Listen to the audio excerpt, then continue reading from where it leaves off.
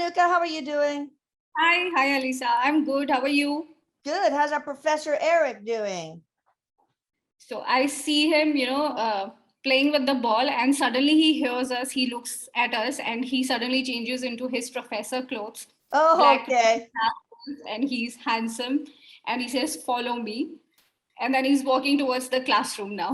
Okay, let's go. Come on, class. Single file. Follow Professor Erik. He's saying, "That's right, mom." And he adjusts his glasses. Okay.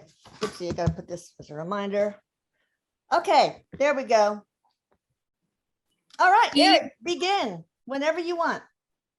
He's saying, Mom, today's topic is very important, highly important. I think it's the basic crux of our struggle here, our human life.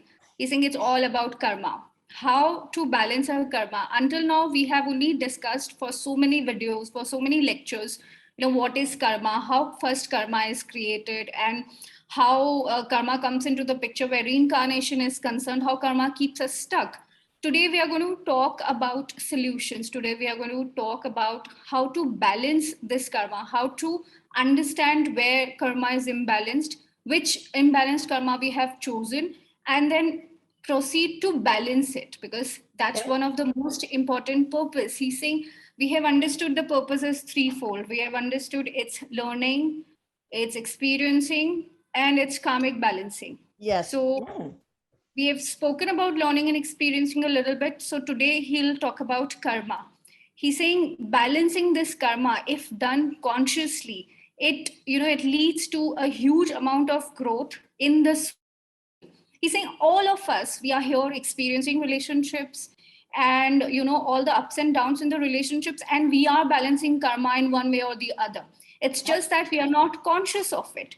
But when it is done consciously, when we recognize karma where it lies, and when we try to balance it out consciously, the effects are much more smoother, much more faster, and also the experience of our relationships get much more positive. They don't go down the hill, because it's mostly karma which makes us suffer in relationships. Yes. He's saying the point of this suffering is learning, because that's why we choose those spiritual contracts where the karma is actually the help given and received. But we tend to make it more difficult because of all the emotions, because of all the expectations. Right. He's saying this is what I want to talk about today, how to ultimately balance karma in your major relationships so that you're able to have the companionship of people you actually love and resolve the so-called problems and misunderstandings in these relationships. He's saying everybody talks about karma, everybody talks about how karma gets to you, how complicated karma is, but nobody talks about how to balance it out, how to resolve it. So he's saying I want to do that today, Mom, and it's an important topic. So first he says, Mom, all our relationships are majorly karmic. He's saying, I'm saying majorly karmic because there are relationships which we choose, which help us to balance karma in these karmic relationships. Okay. So this is something new I'm hearing from him today. It's interesting. He's saying there are karmic relationships and there are relationships which help us balance karma in these relationships. And he's saying these relationships is what you call, soulmates, twin souls, twin flames, friends. We choose these relationships because these relationships help us to deal with the difficult relationships. So he's saying the promise between both the souls to help each other to deal with karmic relationships are different relationships. And the karmic relationships are different. He's saying there are two types of relationship. One is highly karmic, where it's only learning and teaching. And the other is these relationships, these beautiful relationships where we share such special soul bonds and connect, which help us go through these difficult relationships and learn our lessons. Right. So we have the beautiful, wonderful, nice, content relationships that give, where there's encouragement and support and love that helps us get through the shitty ones. Is that what you're saying, Erik? Yes. Oh, yes. Boy. And he's saying, Mom, don't forget, even with these relationships, we have promises to be upheld. We promise each other that I'll have your back when you're going through a difficult relationship and you're going through a difficult karmic phase because your soul wanted to learn XYZ lesson.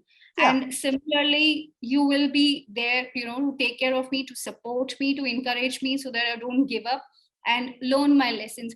So you think, Mom, this promise between the souls, this again brings in a contract. It's a very indirect contract. It's based on love and understanding and companionship and support up over there. But it still can create an imbalance here. And he's saying, if I promised you that I'll be there for you, and for some reason I'm not there, and you end up, imbalancing the contract, the karmic contract you were working towards, it's a promise which I didn't keep. That thing, he's saying, becomes a karmic debt. He's saying karmic imbalancing is different and karmic debt is different. Karmic debt is incurred only when you made a promise that I'll be there for you. It's more of a friendly promise. Anything, it's nothing imbalance, it's nothing negative. It's just that you promised and you couldn't keep your promise. And this promise you might keep in some other lifetime. Okay.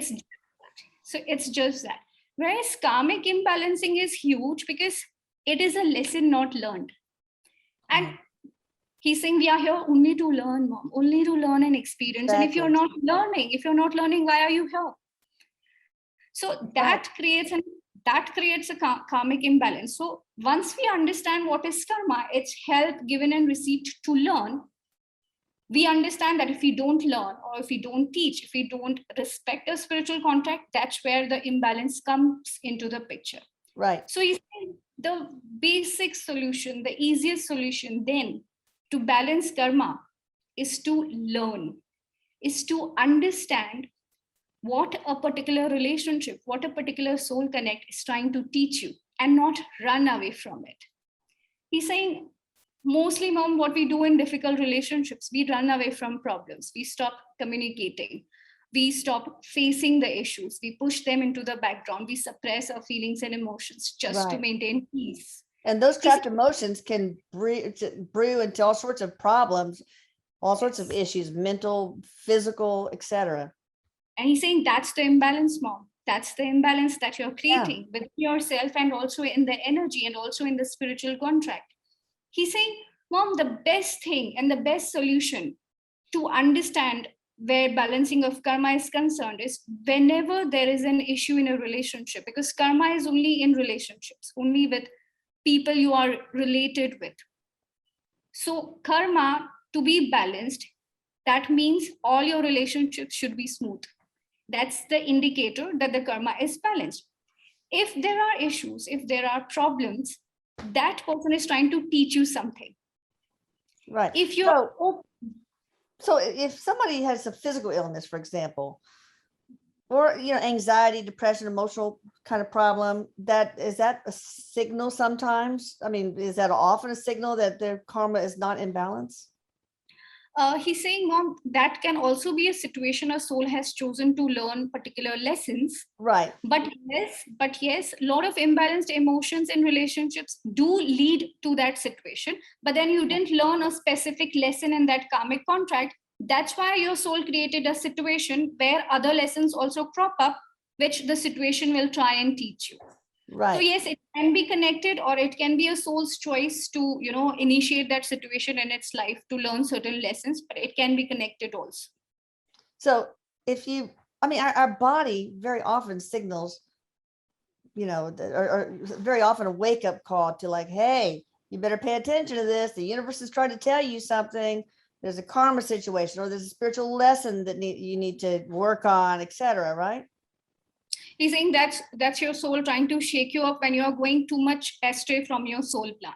That happens. Right.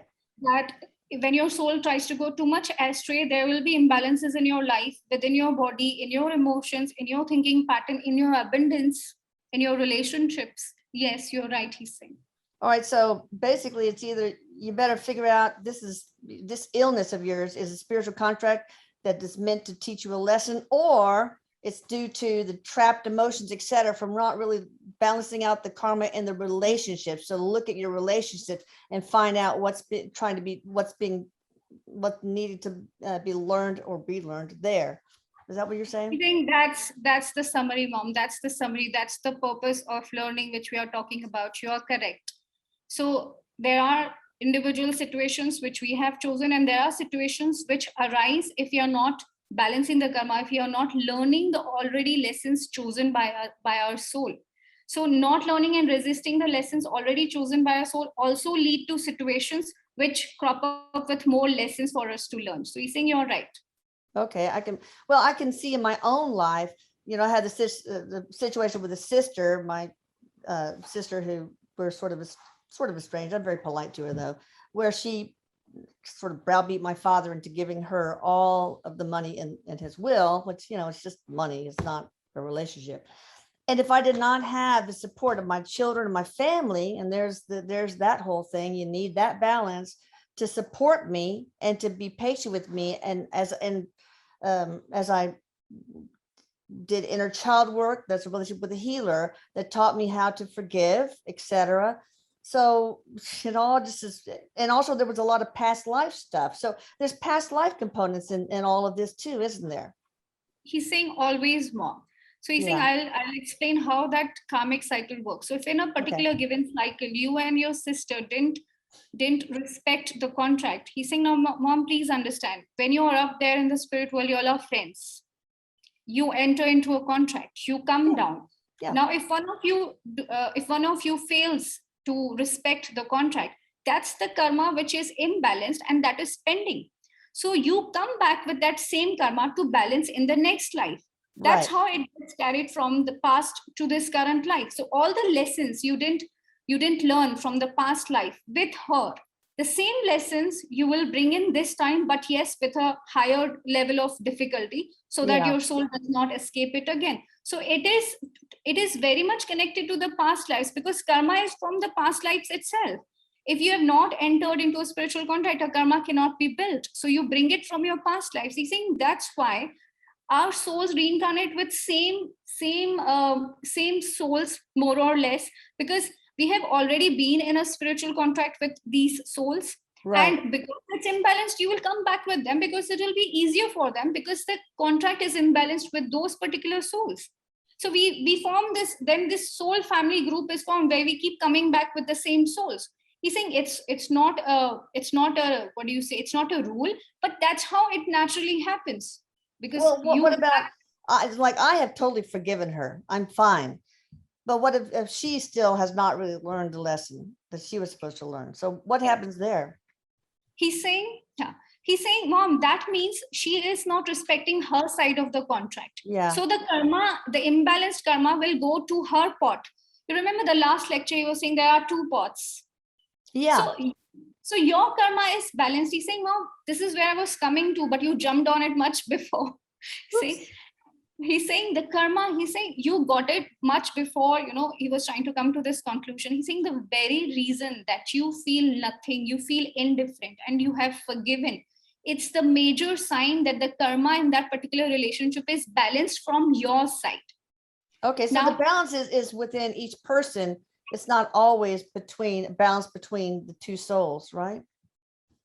You have to maintain and respect your side of the contract. You have got nothing to do what the other person, you can't control the other person, it's free will. So you just have to respect your side of the contract. You just have to learn your lessons, and also be in the relationship for enough time to give opportunity to the opposite soul to learn from you. He's saying, Mom, this is a very important facet of karmic balancing. So it's not about only you learning your lesson. You should also be present in the relationship for that much period of time, wherein the opposite soul gets the time to learn the lesson from you. And she might, but if she doesn't, then do I have to go through some karmic cycle again with her? Or does she have to, like, she has to learn betrayal, not to betray from some other soul? Because I don't want to go through anything like, oh my God, I've done my part. Jeez. Or there's no way any karmic contract will bind you.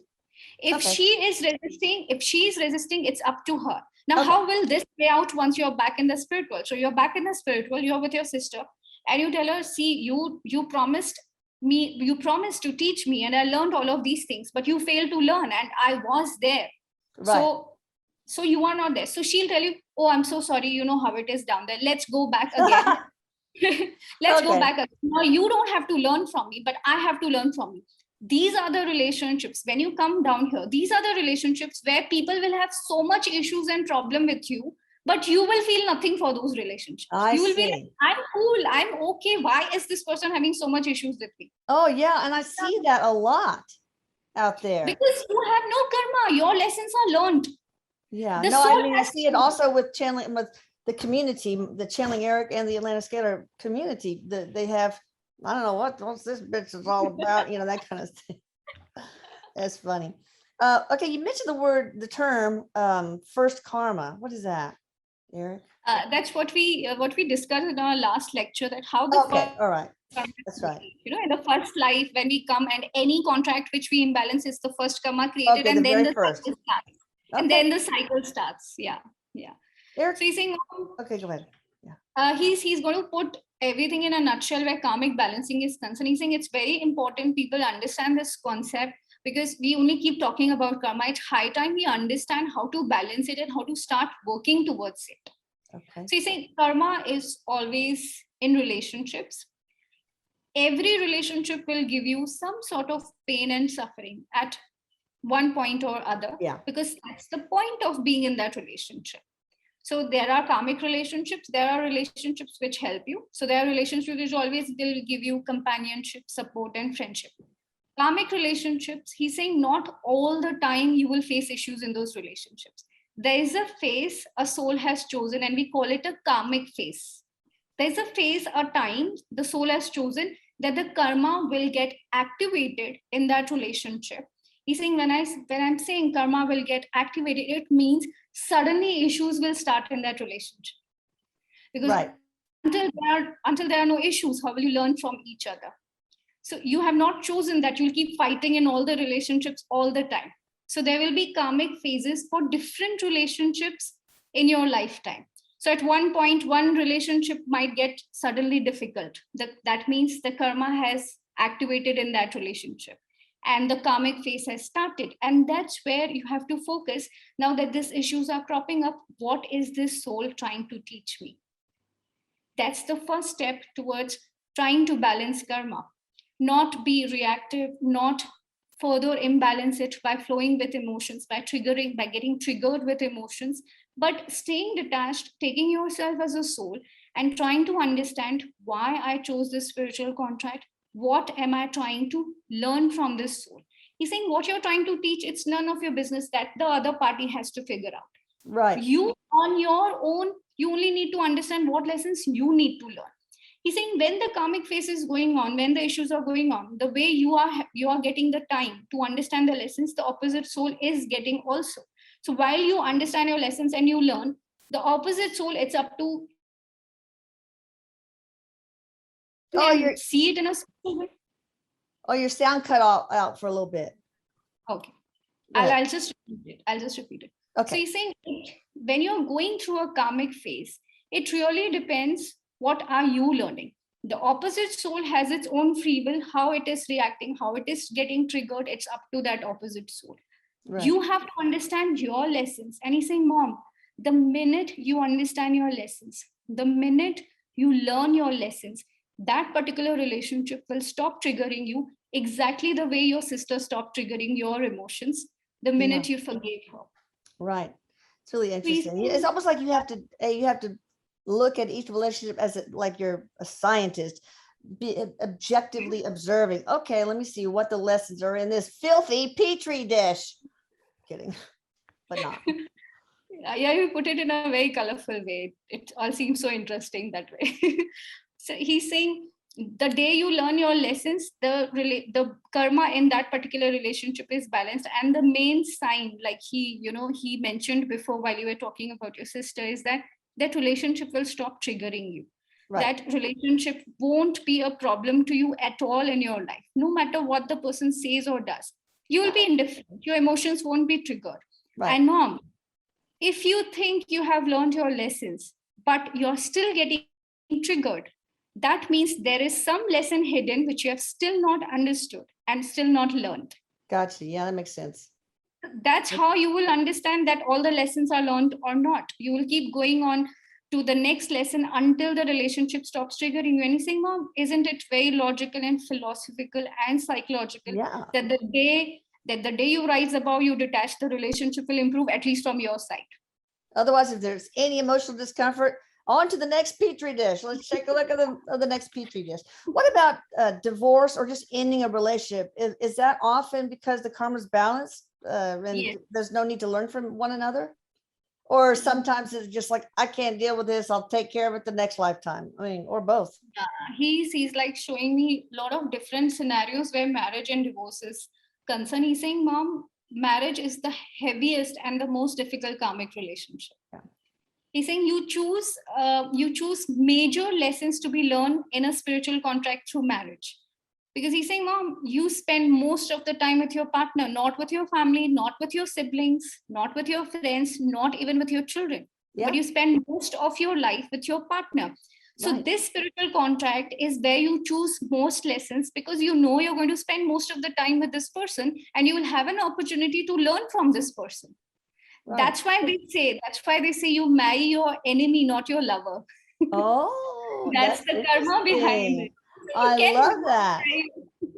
You see, you cannot marry your lover because your lover will always love you. He will never give you any pain and suffering for you to learn. And they're here to learn, not to experience love and romance and companionship. So I think that is the reason but yes, for you to get attracted to that spiritual partnership, initially you will feel a lot of love. And that's how you'll be tricked into that karmic relationship. And that's when the learning and the pain and the suffering will start. So he's saying, but I mean, still it's interspersed with love and such, right? He's saying, that's what, Mom, I told you, it's a karmic phase. So every marriage goes through a karmic phase. Yeah, it's smooth sailing and then karmic phase. Smooth sailing, karmic phase. I gotcha.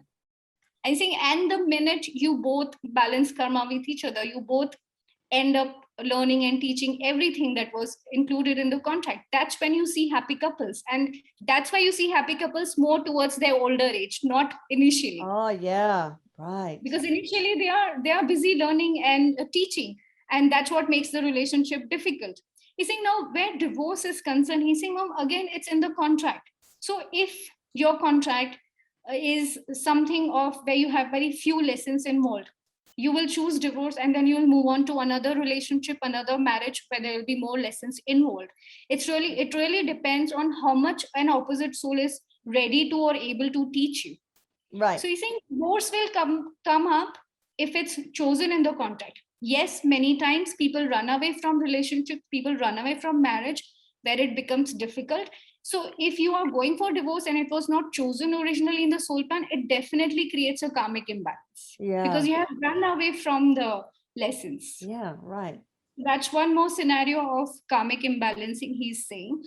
And he's saying, Mom, have you seen that there are so many couples fighting court cases for years for divorce to come through? Either the children's custody is an issue, either the alimony is an issue. They want to go for a divorce, but the divorce is very difficult to come through. Now, this is whole plan that they didn't choose to divorce each other. So they have chosen situations which will make it difficult for them to run away and go through with that divorce. Yeah. And while that fight is going on for the divorce, even though they are not in a relationship or they're not staying together, they are still learning the lessons from each other while fighting for divorce. Right. Wow. That's a tough one. This is sometimes people just end relationships because their life purpose was to bring a certain child into the world or not. Yes, almost all marriages are that way, Mom. It's the female gender, the gender which we choose as a female. It's like a karmic duty of that gender. So he's saying, just like it's karma, it's karmic duty of every role we chose. So if you're a female, your first karmic duty towards the universe, towards the entire journey, where every soul is coming and every soul has to do its karmic duty. Being a female, your first karmic duty is to be a gateway for more souls to come into the world and follow the same journey we are on. Okay. So that is the karmic duty if you are a female. So you have a karmic duty as a mother, as a father. That's where karma is not involved. It's a duty and you have to do it. Okay. Right. Okay. That's what we call karmic duty. He also explained karmic debt, which is something new, and it's interesting that I'm learning today from him. And in the end, he's saying, Mom, understand balancing. Imagine if you learn all the lessons, all the relationships in your life are trying to teach you how beautiful your life will become, because these relationships will become so much smooth and beautiful. And what is life all about? It's all about the relationships we have, the experiences we have within these relationships.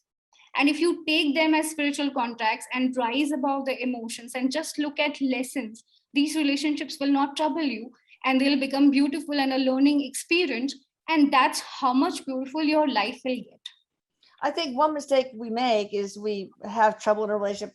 We blame the other person instead of looking at what we're supposed to learn. And that will, then you're never going to resolve that. You're never going to balance the karma if we keep trying to point the finger at the other person. Yes. He's saying, Mom, bingo. That's why I keep saying, look at your lessons. Forget what the other person is trying to learn. Look at your lessons. That's he's saying. That's why I keep repeating wherever karma is involved. That look at your lessons. Forget what the other soul is doing. Right. Because what the other soul is doing, that's up to them and their karma. We don't have to judge them. We don't have to help them. We have to help ourselves. And he's saying it's not selfish at all, because we all are on a journey, and we all have to take care of ourselves, remember our journey, and not interfere in other person's journey. He's saying, because Mom, so many times when we wish to help others or when we go to help others, actually we are imbalancing karma. So he's saying that's very interesting. He's showing me a scene where I was not meant to help a friend. This is something that happened with me recently, and that's when he explained this concept to me. He's saying, he's saying you imbalanced karma by helping that friend. He said, she's my friend, I need to help her. He said, no, that friend invited and chose that situation so that she could learn out of it. Now, when you went and helped her, that situation ceased to be a problem for her and her learning stopped. You actually prevented her from learning something. Wow. No, and that happens a lot when we enable children by supporting them financially longer than we should. So they end up living in our basement. That's one simple example, I suppose. You're preventing them to learn independence, to learn emotional maturity, to learn self-reliance. Right. And even if there's the transgression seems one-sided, like in the case of my childhood and my abusive parents, I guess you always have to look at yourself and say, what part did I have to play? You can't do anything about what the other side, who seems to be the major transgressor, has done. You can't, that doesn't help anything. It just keeps you in victimhood. You have to think, what could I have done differently? What did I do? What part did I have to play? And what can I learn from it? Right. He's saying you are right, Mom. You're right, Mom. But Mom, we have to also consider another aspect. How long will we understand that we have chosen this? He's saying abuse. It's very rare that a soul will choose an extreme situation of abuse. So in some situations where karma is involved, balance is the key word.